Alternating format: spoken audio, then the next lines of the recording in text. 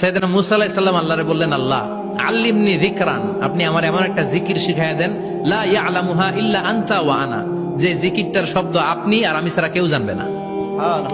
দুনিয়াতে যত অদ্ভুত অদ্ভুত প্রশ্ন সব আপনি মুসা আলাইহিস সালামের মাথা থেকে পাবেন। ভেরি কিউরিয়াসিটি ছিল ওনার, বিভিন্ন বিষয়ে আল্লাহরে প্রশ্ন করতেন। আল্লাহরে বললেন, আল্লাহ আল্লিমনি কালিমাতান, আল্লিমনি যিকরান লা ইয়ালামুহা ইল্লা আনতা ওয়া আনা, ও আল্লাহ এমন একটা জিকির আমারে শিখান, দিনে রাতে সব সময় এই জিকির আমি করব, আপনারে ডাকবো, কিন্তু শর্ত হলো এই জিকিরটা জানবে শুধু আপনি আর জানবো শুধু আমি, কেউ জানবে। আল্লাহ বললেন, মুসা পড়ো লা ইলাহা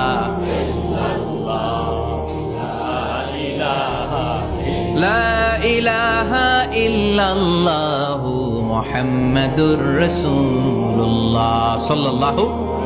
আল্লাহ বললেন, মুসা পড়ো লা ইলাহা ইল্লাল্লাহ,